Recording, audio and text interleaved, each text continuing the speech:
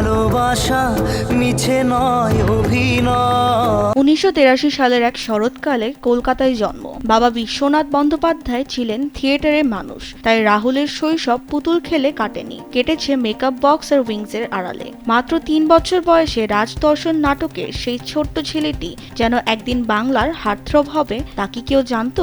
বাবা ছিলেন গুরু, আর থিয়েটার ছিল তার প্রথম প্রেম। আমি শুধু তোমার কৃষ্ণ, আমি শুধু আমি তোমাকে আর একলা থাকতে দেব না। দেশের মানুষকে প্রতিদিন সুরক্ষিত রাখার প্রত্যয় নিয়ে সেফটি কেবলস সহ এলো সেফ সিলিং ফ্যান। 2008 সাল। টলিউডে তখন কমার্শিয়াল সিনেমার জোয়ার। রাজ চক্রবর্তীর হাত ধরে পর্দায় এলেন এক অতি সাধারণ চেহারার ছেলে, কৃষ্ণেন্দু। সেই এক সিনেমাতেই ইতিহাস। রাহুল বুঝিয়ে দিলেন নায়ক হতে 6 প্যাক লাগে না, লাগে শুধু চোখের ভাষা। সেই সেটেই পরিচয় প্রিয়াঙ্কার সাথে। রিল লাইফের প্রেম রিয়েল লাইফে গড়ালো। 2010-এ 7 পাকে বাধা পড়া এক রূপকথার শুরু।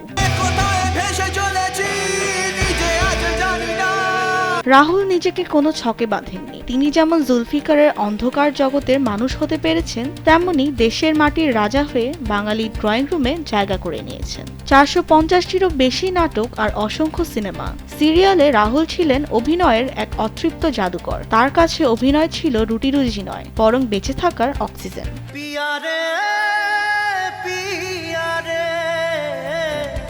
কিন্তু জীবন তো আর সিনেমার চিত্রনাট্য নয়। 2017 সালে বিচ্ছেদ। প্রিয়াঙ্কা আর রাহুলের পথ আলাদা হয়ে গেল। মাঝখানের কয়েকটা বছর ছিল একাকিত্ব আর সংগ্রামের, কিন্তু ভালোবাসা বোধ হয় হাঁটতে জানে না। ছেলে সহজের টানে আর পুরনো স্মৃতির মায়ায় 2023-এ আবার এক হওয়া। রাহুল যেন প্রমাণ করলেন দ্বিতীয় সুযোগ জীবনে আসেই। 29 মার্চ 2026, ওড়িশার তালসারি সৈকতে তখন শেষ বিকেলের আলো। শুটিংয়ের মাঝেই সমুদ্রের ডাক এলো। যে মানুষটা জীবনভর চরিত্রের সমুদ্রে ডুব দিয়েছেন, সেই দিন তিনি বাস্তবতার সমুদ্রেই তলিয়ে গেলেন। 43 বছরের এক বর্ণিল জীবন, যা পূর্ণতা পাওয়ার আগেই মহাপ্রস্থানের পথে পা বাড়ালো। রাহুল অরুণোদয় বন্দ্যোপাধ্যায় একজন অভিনেতা, একজন বাবা আর একজন চিরন্তন প্রেমিক। তার জীবন ছিল এক খোলা বইয়ের মতো, যার শেষ পাতাটা প্রকৃতি নিজেই ছিঁড়ে নিল। তিনি নেই, কিন্তু রয়ে গেছে তার সেই মায়াবী হাসি, যা চিরকাল বলবে আমি আছি তোমাদের স্মৃতির অ্যালবামে। বিনোদন ডেস্ক, কালবেলা।